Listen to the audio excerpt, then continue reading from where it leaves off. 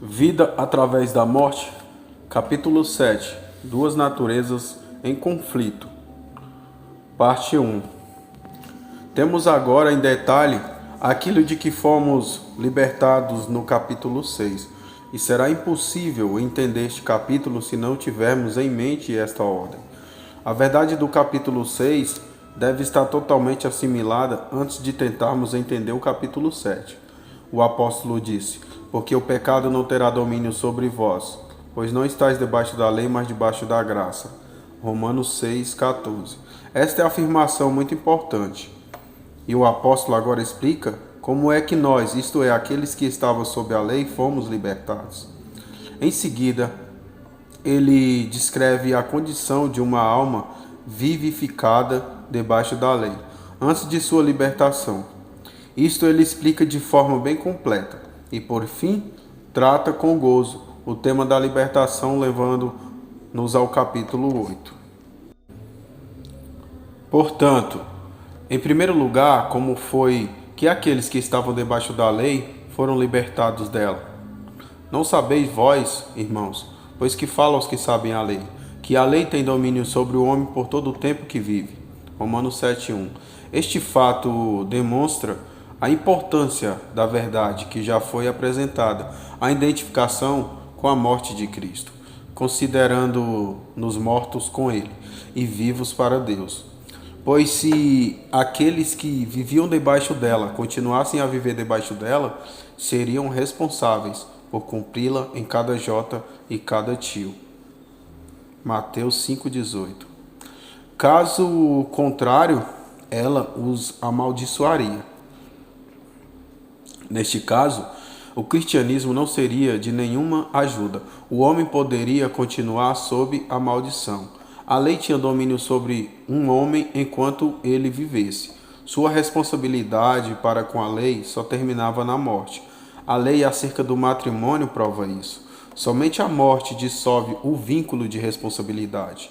Enquanto o marido viver, a esposa não pode se casar com outro. Seria adultério. Isto era algo patente a todos os que conheciam a lei. De modo semelhante, o crente não pode, por assim dizer, ter dois maridos. Ele não pode estar vivo na carne, casado com a lei, debaixo da lei, e também estar casado com Cristo. Não há dúvida de que os homens dirão que deve ser assim, que você deve ter ambos, a lei e Cristo. Mas não estamos explicando aqui o que dizem os homens, mas o que dizem as Escrituras. Deus nos diz que não podemos ter Cristo e a lei. E do mesmo modo como uma esposa só é liberada do antigo marido pela morte, assim também nós só podemos ser libertos do antigo marido, o princípio da lei, pela morte. Embora seja verdade que ainda não tenhamos morrido, ainda assim, veja a importância da verdade que aprendemos no capítulo 6, que diz para nos considerarmos mortos, identificados com Cristo na morte. Só que agora isto é visto em sua relação com a lei em primeiro lugar.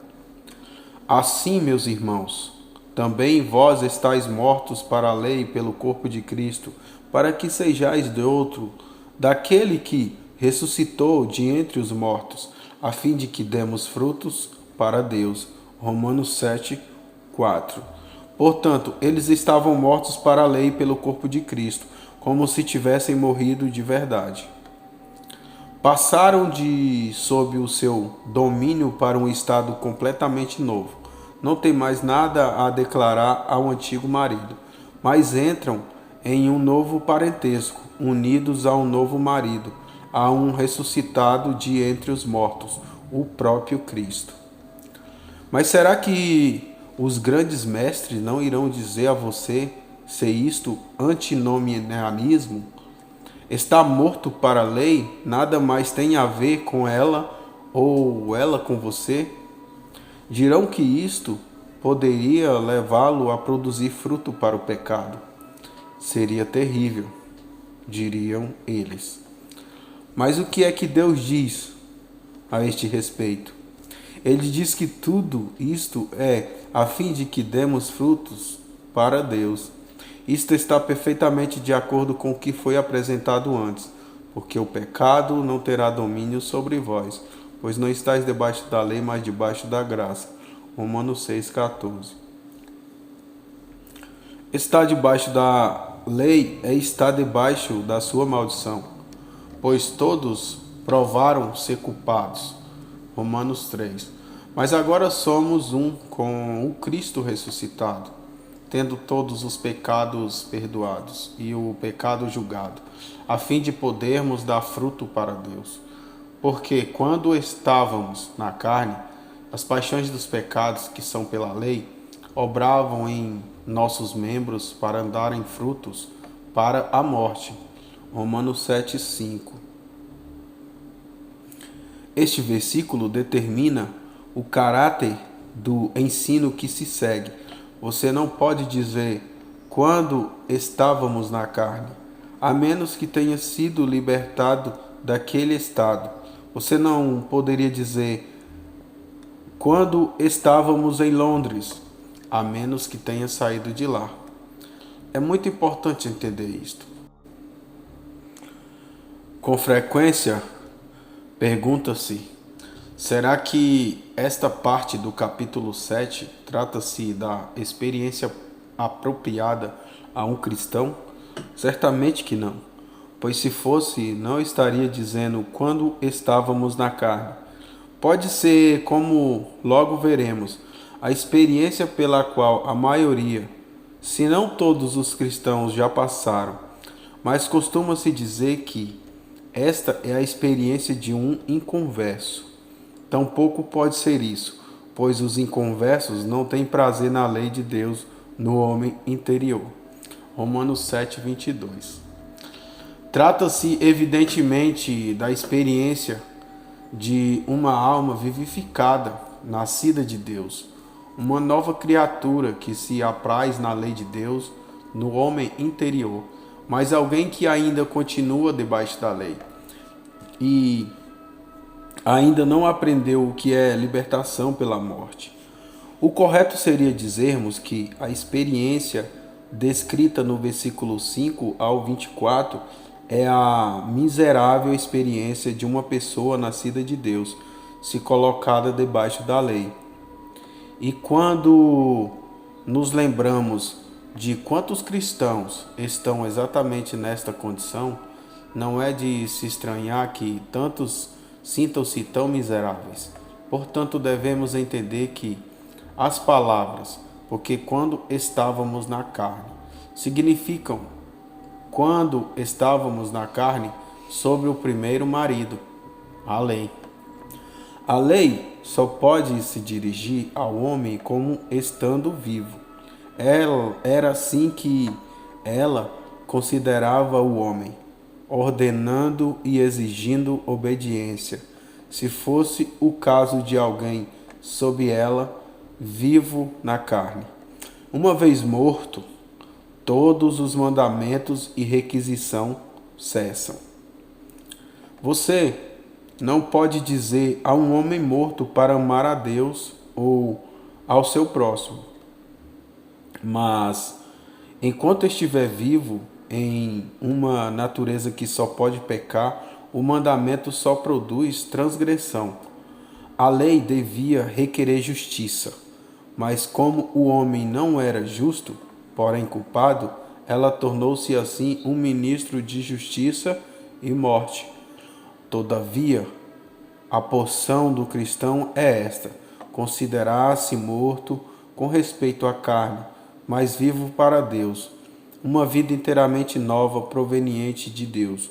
O assunto todo será bastante simplificado se mantivermos essas duas coisas distintas: a velha vida ou a velha natureza, chamada a carne, o terreno no qual o homem foi provado sob a lei, e a nova vida ou nova natureza, a qual o crente possui, a própria vida eterna do Cristo ressuscitado.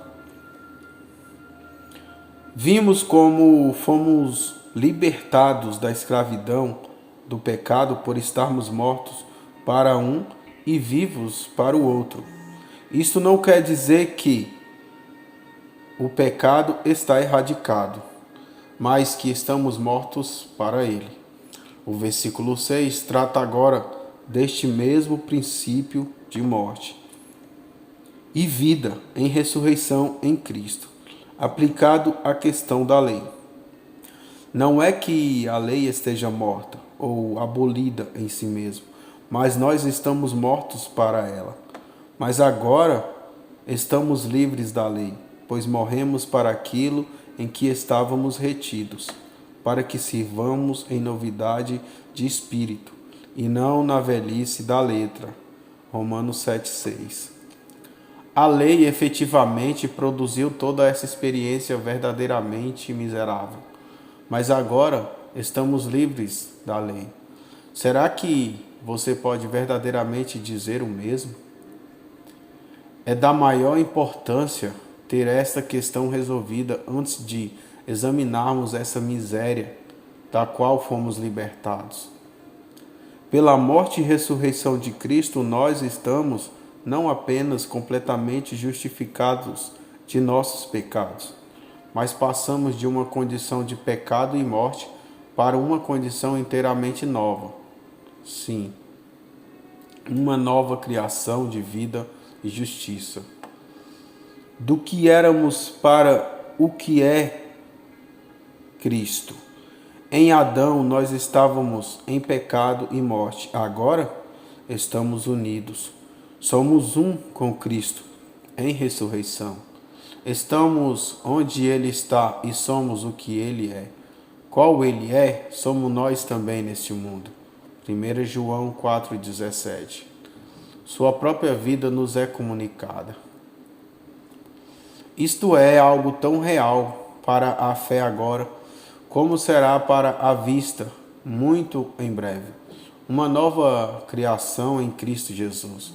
Deve ser entendido que trata-se de uma plena e completa justificação dos pecados e do pecado, e da libertação de todas as exigências da lei. Perguntamos outra vez, você já está liberto assim? É preciso que exista essa completa libertação para que se possa servir em novidade de vida. Você já passou assim da carne, o estado de Adão para Cristo? Pode você dizer sim, agora tudo é Cristo. Você dirá que a carne ainda está ali e que há pecado, é verdade, e que a lei ainda continua ali. Certamente, e que você pecou. Sim, isto também é verdade. Mas para que foi que Cristo morreu? Acaso não foi tanto para os seus pecados como para o seu pecado? Encontra-se você pecando agora ou libertado do pecado? Todavia veremos isso tudo revelado mais completamente no capítulo 8. Então somente insistimos nesse ponto. Somente uma alma libertada pode entender a horrível experiência descrita no que se segue. O inconverso ou o iludido fariseu nada sabem acerca desta amarga experiência. Trata-se exatamente da ocasião em que a nova e santa natureza foi implantada. E junto com ela, o profundo anseio por uma verdadeira santificação, para então descobrir não ter poder na carne para fazer aquilo que desejaríamos. Sim, a lei do pecado e da morte é como um senhor de escravos, e não há poder para se fugir dele. E quanto mais tentarmos guardar a lei dirigida aos homens como vivos na carne, mais profunda será a miséria de fazermos as mesmas coisas que a nova e santa natureza tanto odeia. Sim, algo que não traria nenhuma dificuldade para um inconverso ou para um que não é nascido de Deus. Enche a alma vivificada de intensa miséria. Será que é esta a sua condição? Se estiver vivificado e debaixo da lei, estamos certos de que é esta a sua condição. em algum grau de intensidade. O quanto da agitação e dos esforços de nossos dias está direcionado a encobrir essa sua miséria e fazer com que você se esqueça dela. Bem, não se desespere. Cremos que cada um que é nascido de Deus passa por isso em maior ou menor intensidade. E é frequente que aqueles que passam por ela em sua maior profundidade são os que mais se decidem a glorificar a Deus. Tanto que faz deste capítulo a experiência de um pecador inconverso, como o que considera como a experiência apropriada a um cristão. Estão igualmente compreendendo mal. Que diremos, pois? É a lei pecado? De modo nenhum. Mas eu não conheci o pecado, senão pela lei. Porque eu não conheceria a concupiscência, se a lei não dissesse, não cobiçarás. Romanos 7:7. Se fôssemos seguir nossa própria inclinação, mesmo quando há em nós a nova vida e a nova e santa natureza implantada, acabaríamos naturalmente nos voltando para a lei e nos colocaríamos sob ela. É isto o que sempre acontece quando o Espírito Santo não é reconhecido. E trata-se de algo notável nestes versículos, que o Espírito Santo não seja nenhuma vez citado.